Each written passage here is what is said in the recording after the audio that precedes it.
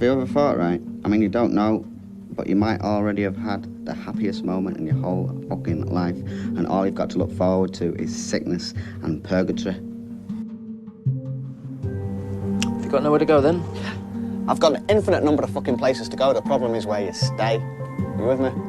Indeed. Yes. It's funny being inside, isn't it? Because when you are inside, you're still actually outside, aren't you? And then you can say when you're outside, you're inside because you're always inside your head. Look, if you take the whole of time represented by 1 year, we're only in the first few moments of the 1st of January. There's a long way to go. Only now we're not going to sprout extra limbs and wings and fins because evolution itself is evolving.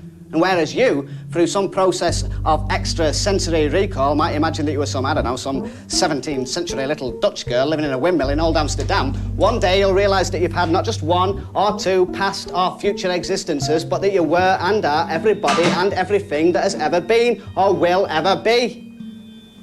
Hang on a minute.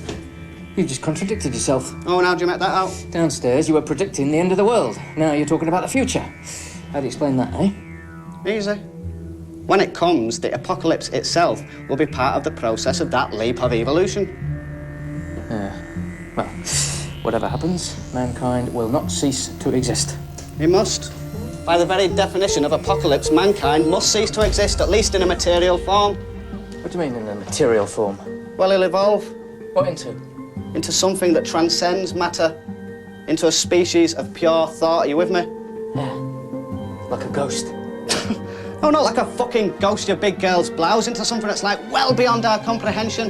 Into a universal consciousness. Into God, who is, by the same principle that time is.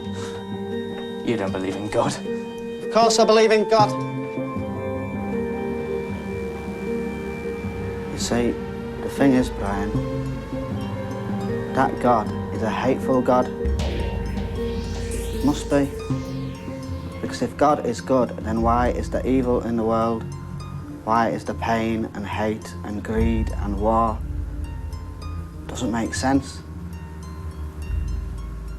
But if God is a nasty bastard, then you can say, why is there good in the world? Why is there love and hope and joy?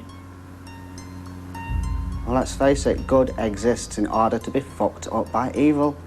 The very existence of good enables evil to flourish. Therefore, God is bad. And it doesn't matter how many past or future existences you have, because they're all going to be riddled with grief and anguish and sickness and death. You see, Brian, God doesn't love you. God despises you. So there's no hope. And mankind is just a component of the device by which the devil creates itself. You with me?